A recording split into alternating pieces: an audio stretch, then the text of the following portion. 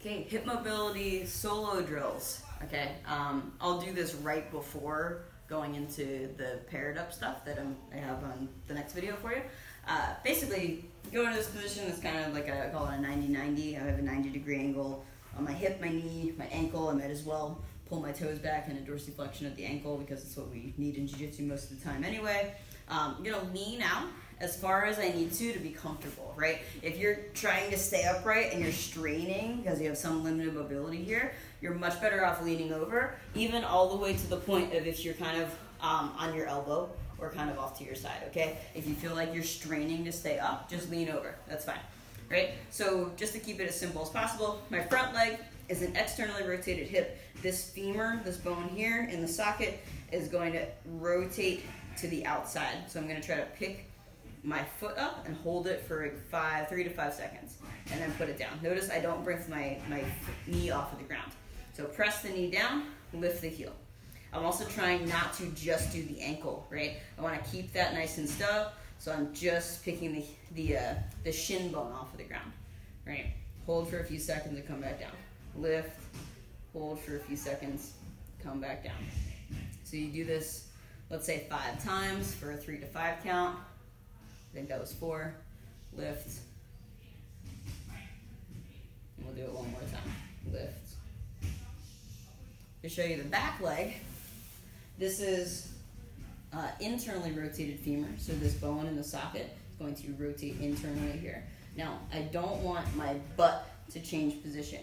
So you can either lean back so far that your butt is on the ground. You can put a yoga block or something under your butt.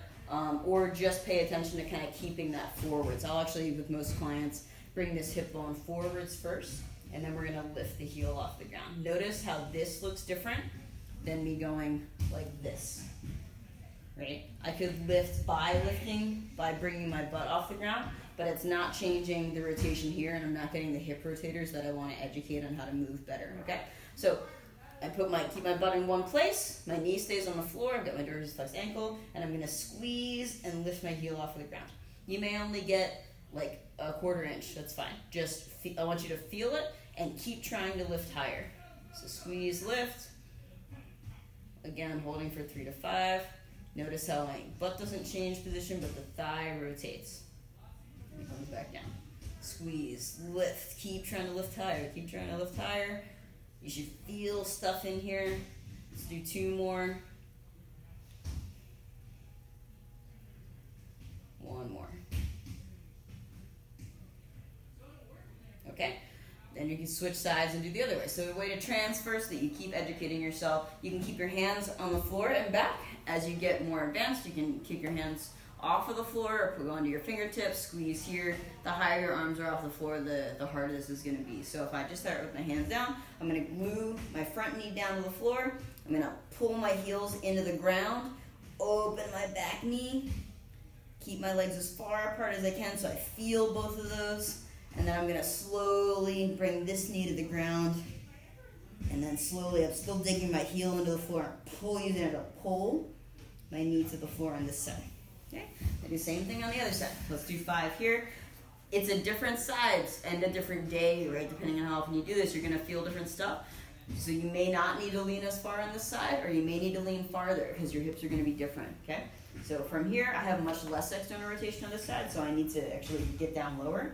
Keep my knee on the floor and try to lift my heel off the ground. And I'm gonna hold for 3 to 5. 2, lift,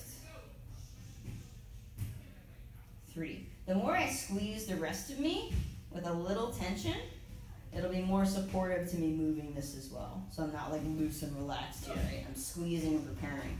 2 more.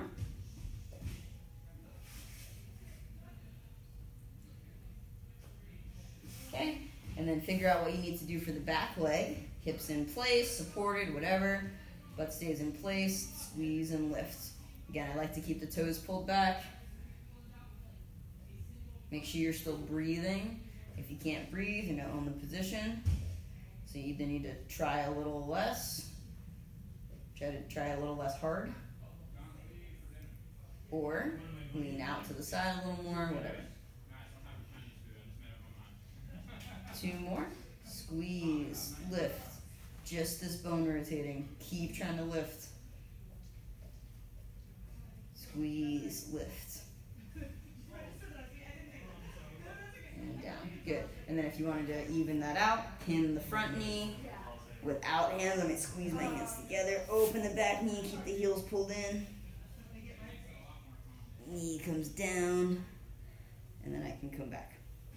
Okay? The final part of that drill, and this could take way less time because I spent so much time explaining stuff. The final part of the drill is to lift both at the same time. So I lean out to the side, whatever you need to do. Knees stay down, squeeze, lift both heels off the ground, and down. And then you do this 3 to 5 times.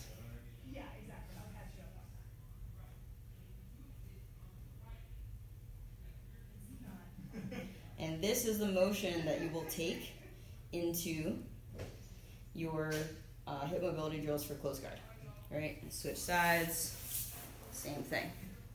Squeeze, lift. If you're short on time, you could just do this part. You just do the 2 at once. Just trying to get as far as you can. Last 2.